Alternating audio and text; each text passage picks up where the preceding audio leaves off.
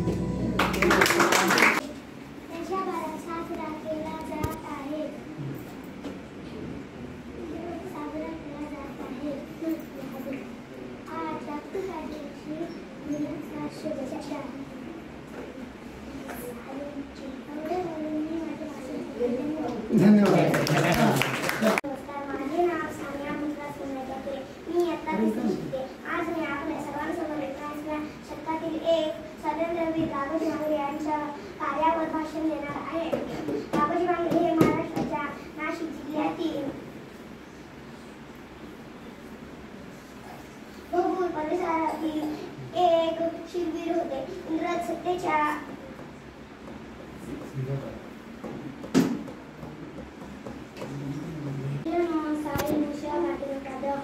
आज मी बिरसा मुंडा यांचे विषय भाषण करणार आहे। बिरसा मुंडा यांचा जन्म रांची या जिल्ह्यातील गुलिहाटी या गावी 15 नोव्हेंबर 1871 रोजी झाला. त्यांच्या वडिलांचे नाव सुगंधी व आईचे नाव कर्मी असे होते. लहानपणापासून अभ्यासात हुशार असणाऱ्या बिरसांना आपला धर्म बदलावा लागला. बिरसा मुंडा निखिल अलका जाधव आहे. मी आता 3री शिकतो. आजच्या कार्यक्रमाचे अध्यक्ष वंदनीय गुरुवर्य व माझ्या प्रिय बालमित्र मैत्रिणींनो, मी आज बिरसा मुंडा यांची माहिती सांगणार आहे. आदिवासी समाज क्रांतीचे जनक, अगदी क्रांतिकारक म्हणून ओळखल्या जाणाऱ्या बिरसा मुंडा यांचा जन्म 19 नोव्हेंबर 1875 रोजी झारखंडमधील उलियातू या गावी झाला. बिरसा यांना अभ्यासाबरोबरच बासरी व टोला वाजवणे, नृत्य, नकला, चित्र काढणे इत्यादी गोष्टीत आवड होती. त्याचबरोबर धनुर्विद्या व नेमबाजीचा हे सराव करायचे. शिक्षणासाठी बालपणी स्वीकारावा लागलेला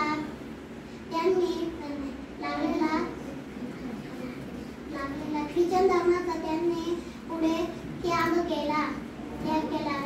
रामायण व गीता अशा अनेक धर्मग्रंथांचे वाचन केले. जाता जाता एवढेच म्हणेल गर्व नाही पण घराचे संस्कार आहेत. गर्व नाही पण घराचे संस्कार आहेत. धमकी नाही पण धमक आहे. पैसा नाही पण मनाची श्रीमंती आहे. म्हणूनच तर मी गर्वाने म्हणतो, मी आदिवासी आहे.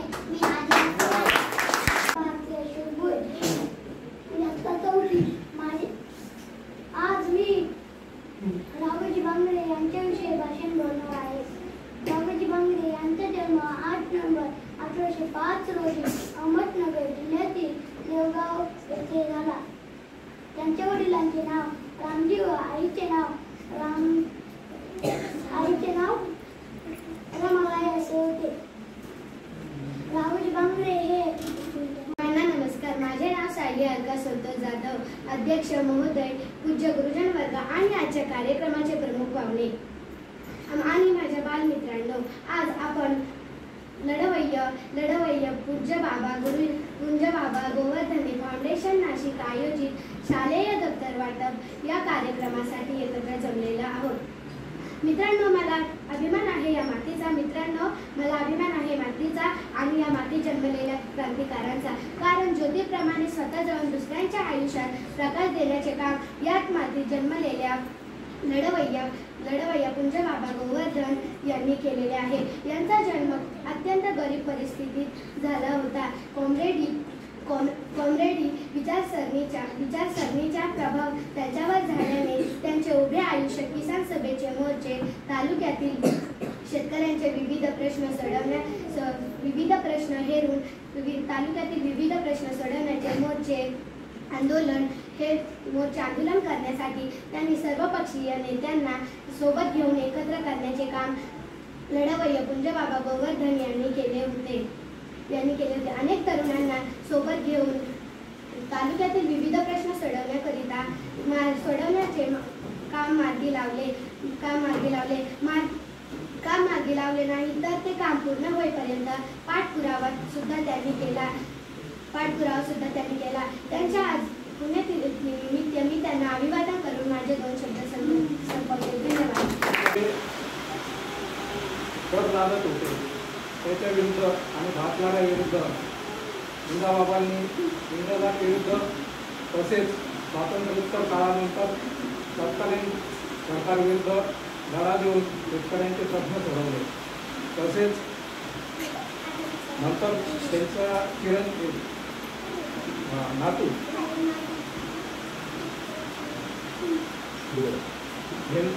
हिंदूराव गोवर्धने हे त्यांचे कार्य घेऊन पुढे चालले असताना त्यांचं थोड्याच अल्पावधीतच अपघाती निधन झालं.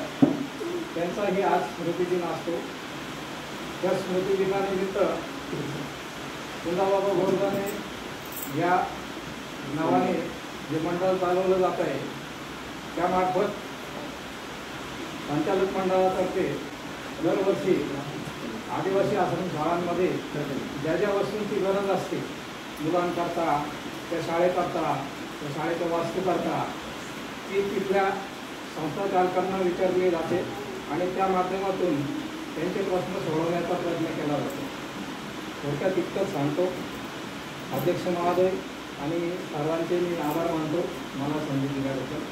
धन्यवाद. आपल्याला शिकून समाजासाठी सुद्धा कार्य करायचं आहे. तुम्ही शाळेत कशासाठी येता?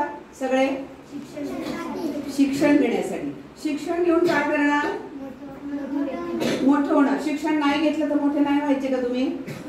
व्हाल ना, वाढाल ना, मोठे व्हालच ना वयाने, हो की नाही? पण बुद्धीने आणि ज्ञानाने या दोन्ही गोष्टींनी सुद्धा तुम्हाला मोठं व्हायचं आहे. आणि ते मोठं होऊन फक्त नोकरी करून आपल्या घरापुरता विचार नाही करायचा आहे. आपल्याला समाजाचा सुद्धा विचार करायचा आहे. आज जसं कुंजाबाबा गोवर्धने फाउंडेशन तर्फे इथे छोट्याशा गावामध्ये तुमच्या छोट्यांसाठी ही छोटीशी जी मदत प्रशांत दादांनी केलेली आहे, अशाच प्रकारे तुम्हाला सुद्धा जे लहान गावांमधले विद्यार्थी असतील, गरीब विद्यार्थी असतील, त्यांच्यासाठी मदत करायची आहे. आणि ह्या गावामध्ये आल्यानंतर आम्हाला असं कळलं की अगदी छोटंसं गाव आहे, 22 विद्यार्थी त्या गावामध्ये आहेत. तर अशी कल्पना करत होतो आम्ही की कसं असेल हे गाव. आतमध्ये जायला बस नाही, काही नाही. पण आल्यानंतर इथे ज्या वेळेला शाळेच्या खोल्या बघितल्या, त्या खोल्यांमध्ये जे हे ज्ञान तुम्ही तयार केलेलं आहे, पलीकडच्या रूम मध्ये सुद्धा आणि ह्या रूम मध्ये सुद्धा, ते बघून खरोखर खूप समाधान वाटलं की इतक्या छोट्याशा गावामध्ये एका मोठ्या शाळेमधून आलेला शिक्षक जे 14 वर्ष टाके देवगावला होते आणि मोठ्या शाळेमध्ये होते, इथून ते एक छोट्याशा गावामध्ये आलेले आहेत. कारण म्हणजे असं जनरली होतं, पण सर्व्हिस केलेली आहे की मोठ्या भागातून जेव्हा आपण अगदी छोट्याशा ह्याच्यात येतो त्यावेळेला समजत नाही की आता काय करायचं इथे, आपण स्कोप आहे की नाही आपल्याला. पण सरांचं काम बघून खरोखर खूप समाधान वाटलं की त्यांनी या छोट्याशा गावामध्ये मुलांना इतक्या छान पद्धतीने तयार केलं आहे. त्यांचं स्वागत गीत असू द्या किंवा त्यांचा मुलं इतकी टाळी अपडेट आलेले आहेत की त्यांचा ड्रेस असू द्या, युनिफॉर्म असू द्या, आणि आता जी प्रयत्न केला मुलांनी बोलण्याचा तो सुद्धा अतिशय वाखाणण्याजोगा आहे. तर खूप समाधान म्हटलं आम्हाला की एक चांगली शाळा आम्ही निवडली आणि त्या मुलांसाठी आम्हाला अल्प का होईना पण काहीतरी आम्हाला करता आलं. त्याबद्दल तुम्हा सर्वांचं खूप मनपूर्वक मी आमच्या गोवर्धने परिवाराकडून कौतुक करते. एवढ्या महिला आलेल्या आहेत, कारण महिलांना जनरली वेळ नसतो, घरातली भरपूर कामं असतात, बरोबर आहे. आताही तुम्ही काहीतरी करून आले असाल, घरातली कामं काही सोडून आले असाल, पण सरांच्या म्हणण्यावर त्यांनी साथ घातली. कारण प्रतिसाद मिळणं हा सुद्धा साथ घालणारी व्यक्ती कोण आहे किंवा ती कशासाठी बोलवते आपल्याला, याच्यावर प्रतिसाद देणाऱ्यांचा प्रतिसाद अवलंबून असतो. आणि तुमचा सगळ्यांचा इतका भरगच्च प्रतिसाद गावकऱ्यांचा सुद्धा मिळालेला आहे, सगळीच मंडळी, की त्यावरून कळतंय की सरांचं खूप मनापासून इथे काम करत आहेत आणि त्यांना तुम्ही ही अशीच साथ इथून पुढे पण द्या, एवढी विनंती करून मी माझे 2 शब्द संपवतो. धन्यवाद. असं काही वाटलं नव्हतं की काय जावं एका अशा 20-25 घरांच्या उमऱ्याच्या शाळेमध्ये, की काय असणार आहे तिथली प्रगती आणि काय असणार आहे तिथलं कल्चर. तर आज मॅडमनी जे बोललं ते खरंच कौतुकास्पद आहे. किंवा अशा कौतुक करण्यासाठी आणि ऐकण्यासाठी आम्ही आसुसले. आज 75 वर्ष झाले भारत स्वतंत्र होऊन, परंतु बरेच काय सुखसुविधा इथं उपलब्ध नाहीत, हे तुम्ही आल्यानंतर तुम्हाला जाणवलंच असेल. याच्यासाठी आज कुठेतरी आम्ही प्रयत्न करतोय, तुमच्यासारख्या मोठ्या थोर व्यक्तींचं आम्हाला मागे आशीर्वाद लाभो. आणि अशी कुठे काय आमचं आडत असेल किंवा काही गोष्टी आम्हाला कमी पडत असेल, तुम्ही भरभरून द्यावा शिक्षणाच्या बाबतीत आणि प्रगतीच्या ओघामध्ये तुम्ही आम्हाला पुढे घेऊन जावं, एवढीच सदिच्छा आहे माझी. एवढे बोलून माझे 2 शब्द संबोधन. आमदार या तालुक्याचे प्रथम आमदार कुंजाबाबा गोवर्धने. आता मुलांना विचारलं की ते कुठले होते, तर ते काही मुलांना माहिती नाही का, कारण तुम्ही अजून लहान आहे. पण कुंजाबाबा गोवर्धने ह्या इगतपुरी तालुक्याचं म्हणजे पूर्ण आपल्या भारताच्या गॅजेटमध्ये ज्यांचं नाव असेल अशी व्यक्ती होती कुंजाबाबा गोवर्धने. आणि मला अभिमान असा आहे की कुंजाबाबा गोवर्धने नाव जरी ऐकलं तरी माझ्या अंगावर शार येतात, कारण माझं बालपण हे सगळं कुंजाबाबाच्या शेजारी गेलेले तिकडे, म्हणजे मी मोडाळ्याचा आहे प्रॉपर. त्याच्यामुळे कुंजाबाबा गोवर्धने आमचे लक्ष्मण कृष्णा भोमले पक्के मित्र दोघ जण होते, आलं का लक्षात. आणि माझे वडील वगैरे त्यांच्या सोबत राहायचे. माझे वडिलांना 100 वर्ष वय झालेले, माझ्या वडिलांचं वारले ते 2012ला. तर ते एकदम माझा तो जो भाग आहे, सांजेगाव झालं, मोडाळ झालं, नांदलगाव झालं, मुरंबी झालं, पुशेगाव झालं, मुरंबी सगळे डोंगर डांगर सगळे फिरून सगळं पायी फिरून सगळं माहित आहे. आणि ते नाव इथं केव्हापासून सारखं सारखं यायला लागल्यामुळे खूप आनंद व्हायला लागला मला की माझं एकदम माहेरचं कुणीतरी इथं आलेलं आहे. आता ते खूप आनंद वाटला की त्यातल्या इथं हा कार्यक्रम सरांनी मला सांगितलेलं नव्हतं की कुंजाबाबा गोवर्धनेच्या स्फूर्तीनिमित्त कार्यक्रम हे काही मला नव्हतं. तर ते सर टाकेतला होते, यांना ती शाळा घ्यायला मी पहिल्यांदा सांगितलं होतं. ते योगायोगी इथं आले, त्यांचं काम चांगलं आहे आणि इथं येऊन त्यांनी खूप चांगलं काम केलं. इथलं प्रत्येक मुलाला लिहिता वाचता येतं, इंग्रजी येतं, गणित येतं, म्हणजे गुणवत्तेच्या बाबतीमध्ये जरी छोटी शाळा असेल तर चांगली होती.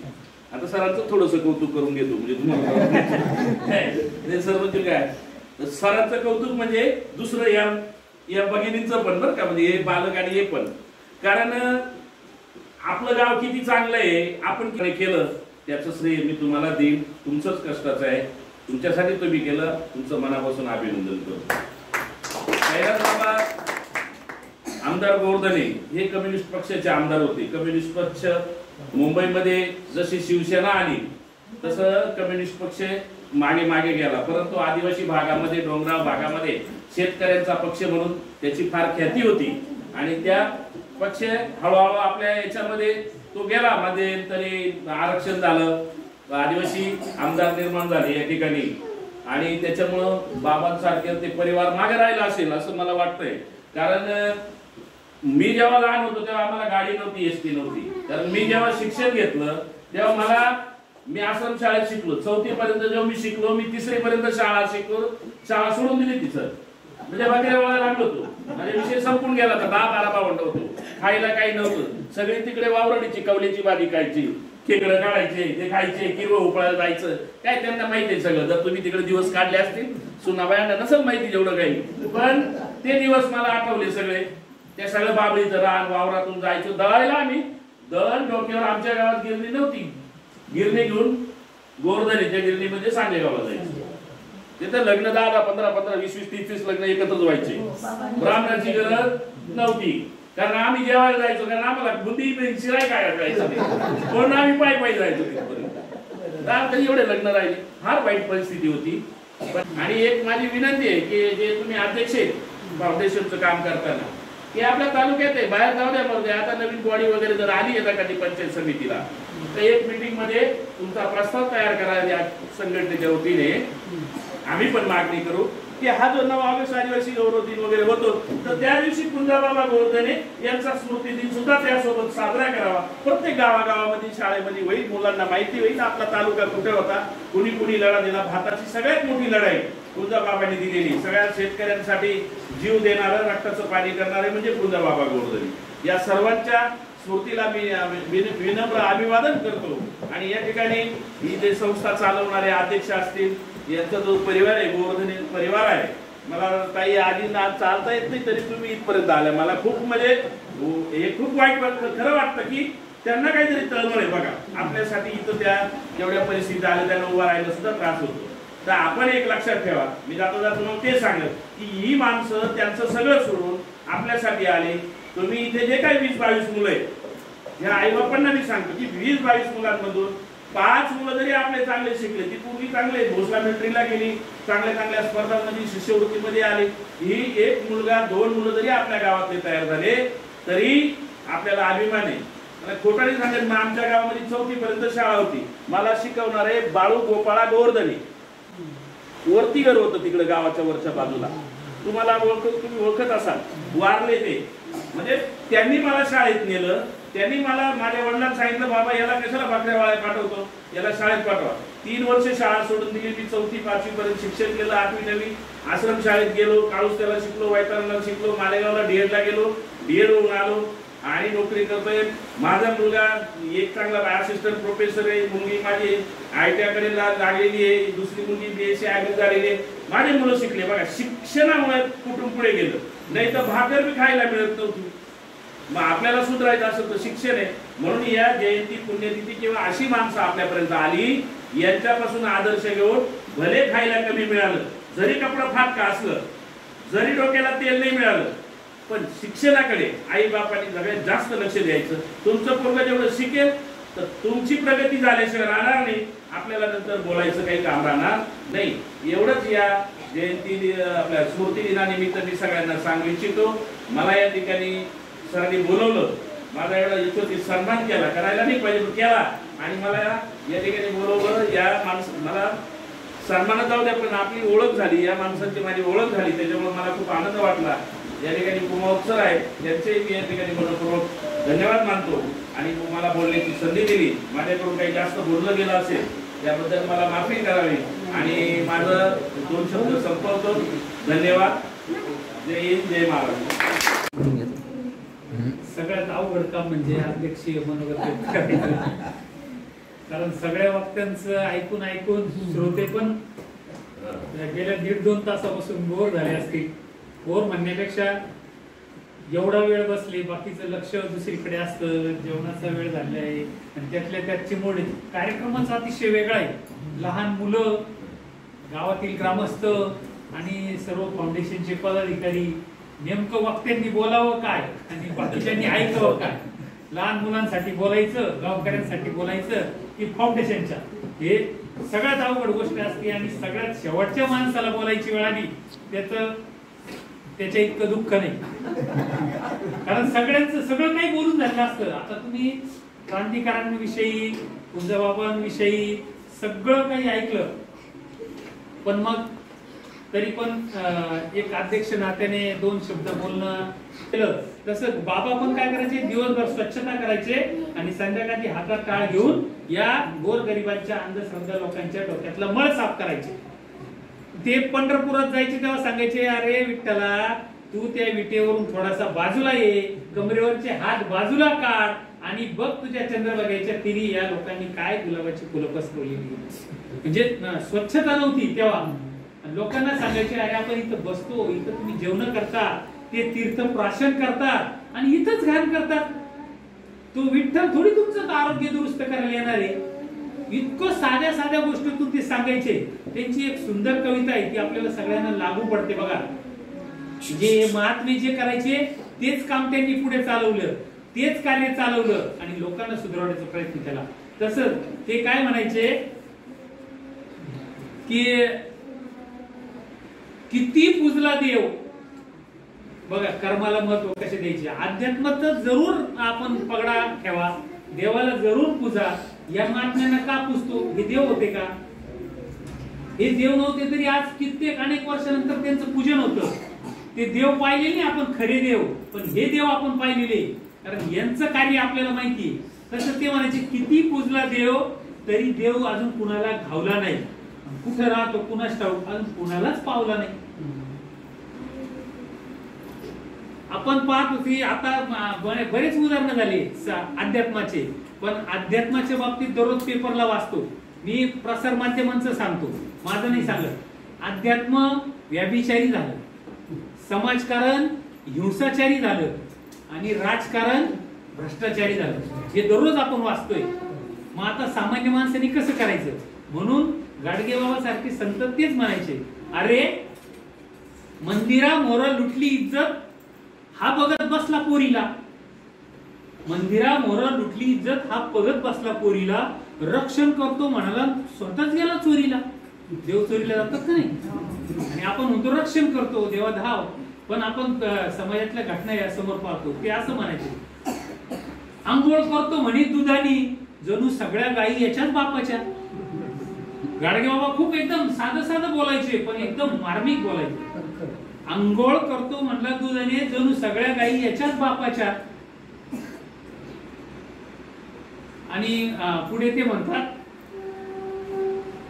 पाप पुण्याचा हिशोब धावतो म्हणाला तुम्हाला.